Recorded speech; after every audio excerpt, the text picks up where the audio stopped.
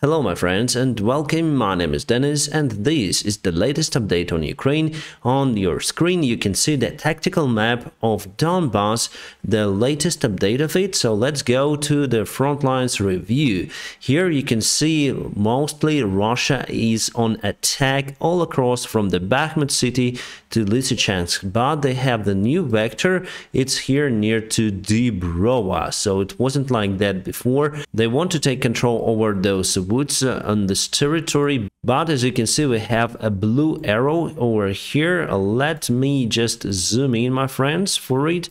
So we basically go on a counterattack towards Crimea. Yes, Russia was able to accumulate lots of the forces in the region. As you can see, they have Bars 13, they have 208th Brigade, they have this is probably the bridge or maybe engineering brigade to restore the bridges, and a couple of the brigades behind the Crimea city. Also, Russians were able to build a defense line near Crimea, so it's not that easy to get to the city. About the situation near to the Bakhmut, it has some of the changes. The Ukrainian side went on a counterattack. Let's zoom into that city. Russia still has two of the main vectors, Opetne and also the main vector directly to the city, and Ukraine thrown the new reinforcements to the side of 53rd, I think, Brigade, and it was successful reinforcement since Ukraine pushed Russians away from this territory. We don't have the arrow on this tactical map, but I will show you the different map in the future in this video, and we also pushed them further from the city itself. We have this map from the different resource, also respectable one, and here you can see that Ukraine is on a counterattack, able to gain some of the control over that territory. And speaking about the city, suburbs and city itself, Russia still cannot penetrate our defense lines to get access to the city residential area. And you see this red line over here, it shows the peak Russian advancement.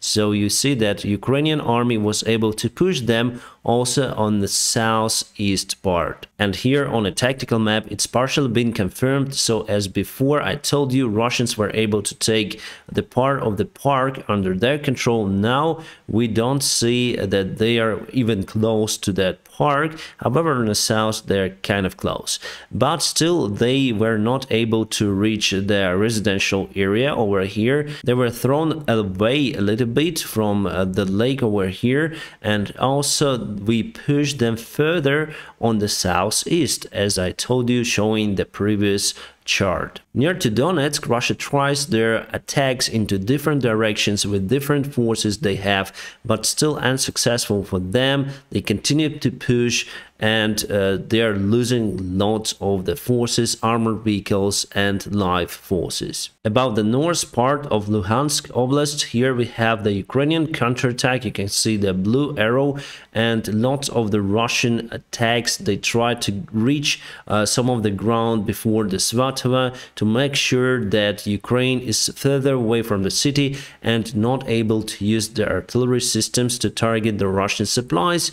But we're still very close to the city and we can use long-range artillery systems, so it's not a hard task for us to destroy Russian supplies over here. And Russia used many forces, as you can see, at least 3 brigades in that area. The map I showed you today is being created by European experts who analyzed the situation on the front lines of Russian-Ukrainian war. According to the Hale, a media resource, they got the information, they say, from the White House that Prigozhin's private military army Wagner now counts around 50,000 soldiers, 40,000 of which are the prisoners that they took from the Russian prisons. The rest, 10,000, are the soldiers who basically fight for money. And for them, it's very easy to use and lose the resource they have. I mean, prisoners. The lives of the Wagner Group soldiers commanders are much more important, and I would say if you take all of the Russian forces, army and everything, the most professional commanders would be in the Wagner Group. And Prigozhin spends around $100 million per month for his private army. Putin attended the local factory in Russia where they modernized the Soviet weaponry, vehicles, tanks, and BTRs, and he just looked like some sort of the expert looking directly to the armor of the vehicle. For what reason? Should it run better if Putin touched the vehicle? We don't know. I've published on my Telegram channel the tiny part of the investigational video of the New York Times. They did it for the long time, for long 8 months. They gathered the evidence of the Russian war crimes that they did near to Kiev, in Irpin and Bucha, and not only. So this video could be shocking. That is why I published it on the Telegram channel, and later on I will upload there the full version of it. My friends, don't forget to check out my Telegram channel. It's in a video description below. We have more than 86,000 subscribers over there. You can like, comment, communicate with other users and also with me. Then I have the time. So Telegram is a very interactive platform, even compared to YouTube, and I upload there regularly every day many posts. So welcome to my Telegram channel. About the Patriot air defense systems, it seems like we have some problems with that for Ukraine because we're in lack of the specialists to use those systems. That is why White House is looking to train Ukrainian soldiers how to use those systems, and that may take few months. Russia continued to send the weaponry to Belarus, mostly air defense systems, and they sent 20 of the T-72 tanks. That is not enough for the intervention to Ukraine, and Russian publics continue to spread information that the Russian forces might go on attack from the Belarusian territory after Christmas, but I think it's just misinformation. About Dmitry Rogozin and his black hole situation, well, it's impossible to transport him from Rostov-on-Don to Moscow, basically because of the bad weather, they say. And you know, around 1 month ago, there was a conflict between Dmitry Rogozin and Prigozhin, the owner of the Wagner army, so it could be the planned action to eliminate Rogozin, because basically in the social media they spoke quite bad things about each others. I do not believe that it's not possible to deliver him in emergency situation from Rostov-on-Don to Moscow, and I checked the flight radar 24 today. There were planes flying in Rostov and Moscow, so I think that it's just an excuse not to solve the black hole situation of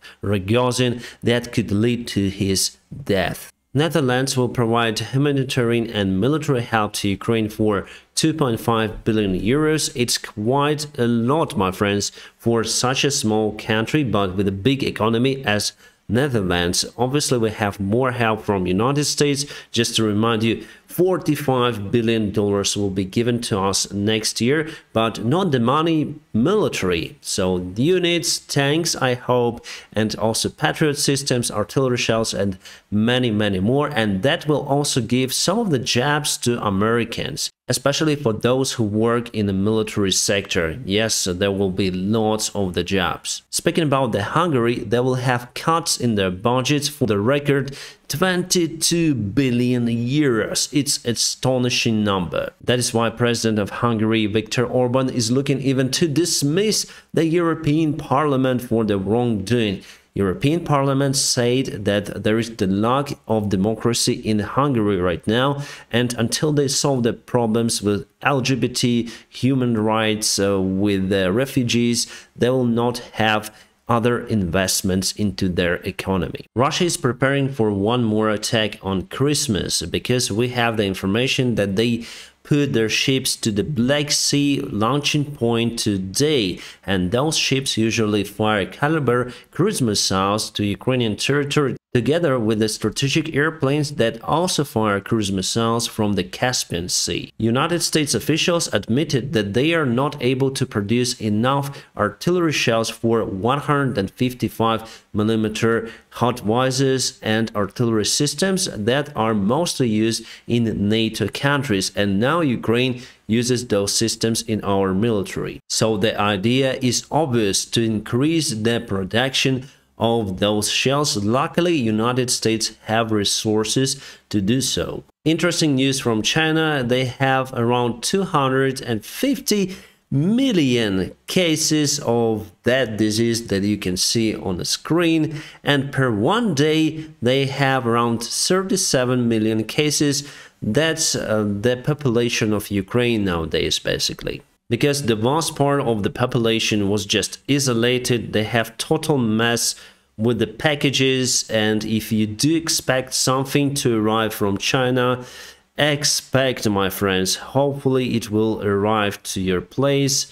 And it's just terrible for the Chinese economy, which is already shrinking. And this is happening in Crimea right now. So you can see some of the explosions of the drones, very similar to Shahid. You can hear the voice of the engine, the noise of the engine is better to say. And the locals reported that some of the military targets were hit by those drones. Some filmed the explosions on their phones, but the quality of the video, as you can see, is kind of low, so we better see it tomorrow during the daytime. I hope we targeted something really important for Russia over there. And here I'm checking the Crimean publics. I see the confirmation about 2 big explosions in Nizhegorodsky rayon, where they have the oil storage. My friends, I'm gonna keep you updated on situation in Ukraine. Now, if you want to support the channel, just press the like button. If you want to support me financially, there are some links available in the video description just below. You may support me on Patreon, PayPal or Donatello, whichever is more convenient for you. My friends, I wish you all a peaceful sky wherever you are, and have a great time.